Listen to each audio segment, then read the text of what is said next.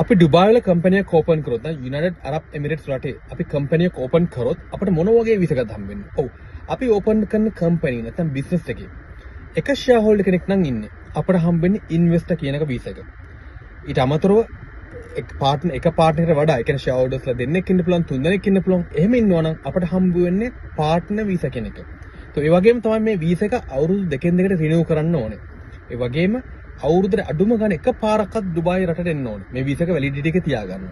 ඒ වගේම තමයි කටට ඕන කටට ස්පොන්සර් කරන්න පුළුවන්, කටට ෆැමිලි එකට ස්පොන්සර් කරන්න පුළුවන්, තමන්ගේ ළමයිට, තමන්ගේ වයිෆ්ට, හස්බන්ඩ්ට ස්පොන්සර් කරන්න පුළුවන්.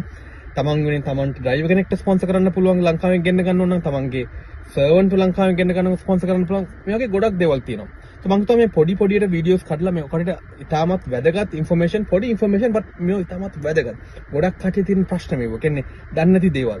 ඔත අනිවාර්යව කතා ෂෙයා කරන්න ඕන කියලා. ඒ වගේම අපිත් එක්ක ඉන්න මීට වඩා ඔකට දැනගන්න ඕන නම් ඩුබායි වල බිස්නස් එකක් කරන ඕපන් කරන හැටි ගොඩක් ඉන්ෆර්මේෂන් දැනගන්න ඕන නම් අපි කැමති බොක්කෙම උදව් කරන්න මොනවා ග්ලෝබල් එකේ. මගේ නම ලුෂාන් හේරත්. මම මේ අවුරුදු 20 වලට ඉන්නවා. අපි බොක්කෙම උදව් කරන්න කැමති ලංකාවේ බිස්නස් ක්‍රවුඩ් එකට, ලංකාවේ ඔන්ටර්ප්‍රෙනියර්ස්ලාට ඩුබායි ඇවිල්ලා දියුණු වෙන්න. මොකද අපේ රටටත් හොඳයි ඒක. අපි මෙහෙ දියුණු වෙලා අපිට ඩොලර්ස් යවන්න පුළුවන් රටට. ඒ වගේ තව ලංකාවේ කටට ජොබ්ස් දෙන්න පුළුවන්. අපි ලංකාවෙන් ගෙන්න ගන්න පුළුවන්. මේ රටේ කොහොමත් නැෂනලිටිස් 200 ගානකට වඩා ඉන්නවා. ඊට අමතරව අපි ලංකාවේ කටට වැඩි වැඩියෙන් ජොබ්ස් දෙන්න පුළුවන්. හොඳ ජොබ්ස් දෙන්න පුළුවන්. ඒකෙන්ද මම ආරාධනා කරන ඔක්කොම ඔන්ටර්ප්‍රෙනියර්ස්ලාට අපේ බිස්නස් ක්ලවුඩ් එකට එන්න ඩුබායි කිසිම දෙයකට බය වෙන්න එපා. මේ රට පට්ටම රටක් බිස්නස් කරලා දියුණු වෙන්න. එහෙනම් ජය වේවා. අපි ඩුබායිලෙන් හම්බෙමු.